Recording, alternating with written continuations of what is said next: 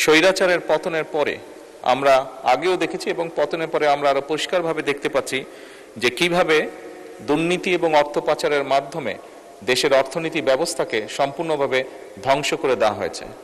মাননীয় সদস্য মোহাম্মদ মোবাশ্বের আলম ভূঁইয়া, কুমিল্লা 10 উত্থাপন করুন। বিসমিল্লাহির রহমানির রহিম। মাননীয় স্পিকার, আপনাকে ধন্যবাদ। মাননীয় প্রধানমন্ত্রী কর্তৃক উত্তরদানের জন্য তারকা চিহ্নিত প্রশ্ন 2 মহান জাতীয় সংসদে উপস্থাপন করছি।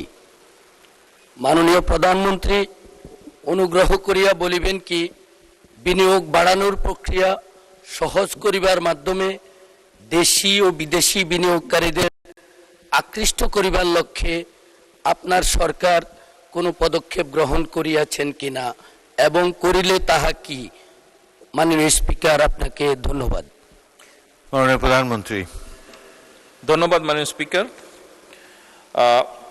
ধন্যবাদ জনাব মোবাশ্বের আলম ভূঁইয়া, মাননীয় সংসদ সদস্য। আপনি যে প্রশ্নটি করেছেন এই প্রশ্নটি অত্যন্ত গুরুত্বপূর্ণ প্রশ্ন।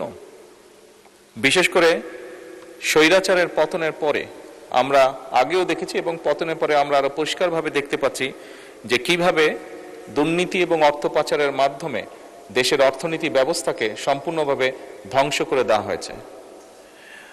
মাননীয় স্পিকার, স্বাভাবিকভাবেই দেশকে গড়ে তুলতে হলে অর্থনৈতিক সুশৃঙ্খলা বা ডিসিপ্লিন ফিরিয়ে আনতে হবে এবং একই সাথে দেশে ব্যবসা বান্ধব একটি পরিস্থিতি বা পরিবেশও গড়ে তুলতে হবে।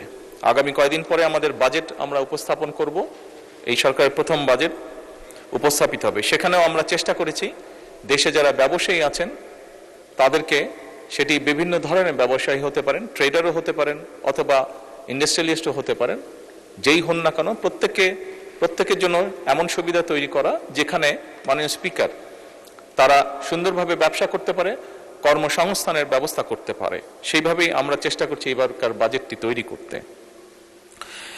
তারই অংশ হিসেবে মাননীয় স্পিকার, বাংলাদেশ সরকার দেশি ও বিদেশি বিনিয়োগকারীদের আকৃষ্ট করার জন্য বিনিয়োগ প্রক্রিয়াকে সহজকরণ করার জন্য বিভিন্ন পদক্ষেপ গ্রহণ করেছে।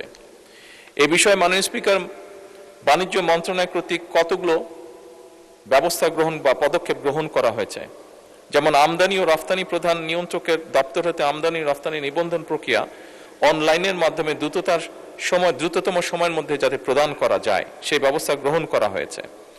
একই সাথে মাননীয় স্পিকার, বিনিয়োগ বান্ধব পরিবেশ তৈরির জন্য রফতানি নীতি হালনাগাদ করা হয়েছে এবং আমদানি নীতি আদেশ 2026 থেকে 29 হালনাগাদকরণ কার্যক্রম প্রক্রিয়াধীন রয়েছে, যাতে করে বিদেশি বিনিয়োগকারীরা সহজে এদেশে ব্যবসা বাণিজ্য শুরু করতে পারে বা করতে পারে।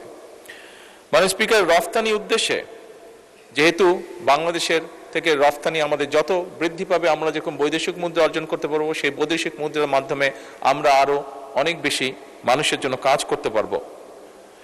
সেজন্য এই মূল্যবান বৈদেশিক মুদ্রা অর্জনের জন্য রফতানির উদ্দেশ্যে আমদানি ক্ষেত্রে অশুল্ক বাধা দূর করার জন্য অনেকগুলো পদক্ষেপ মাননীয় স্পিকার গ্রহণ করা হয়েছে। বন্ডেড এবং নন বন্ডেড সকল প্রতিষ্ঠান সমূহকে এফওসির ভিত্তিতে আমদানির সুযোগের আওতায় আরো সম্প্রসারিত করা হচ্ছে মাননীয় স্পিকার।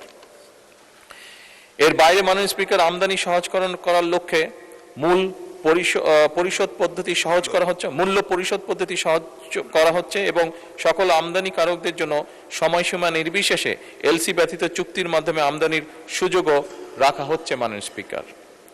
বিশ্ব বাণিজ্য সংস্থা WTO চুক্তি বাস্তবায়ন এবং ট্রেড ফ্যাসিলিটেশনের মাধ্যমে বাণিজ্য প্রক্রিয়া দ্রুত এবং স্বচ্ছ করার জন্য আন্তর্জাতিক মানদণ্ড অনুযায়ী বাণিজ্য সহজীকরণের ব্যবস্থা গ্রহণ করা হচ্ছে মাননীয় স্পিকার। এর বাইরে বাংলাদেশ বিনিয়োগ উন্নয়ন কর্তৃপক্ষ বিডা দেশি এবং বিদেশি বিনিয়োগ আকর্ষণ, ব্যবসা পরিচালনার পরিবেশ উন্নয়ন এবং শিল্পায়ন ত্বরান্বিত করার লক্ষ্যে বিভিন্ন নীতি ও প্রাতিষ্ঠানিক কার্যক্রম বাস্তবায়ন করছে। মাননীয় স্পিকার, এর মধ্যে কতগুলো উল্লেখযোগ্য পদক্ষেপ সমূহ এখানে বর্ণনা করা আছে, তবে যেহেতু এগুলো অনেক লম্বা সেই জন্য আমি অনুরোধ করব এই বিষয়গুলো পঠিত বলিয়া গণ্য করা হোক মাননীয় স্পিকার। ধন্যবাদ মাননীয় প্রধানমন্ত্রী। উত্তরের বাকি অংশটি পঠিত বলিয়া গণ্য হলো।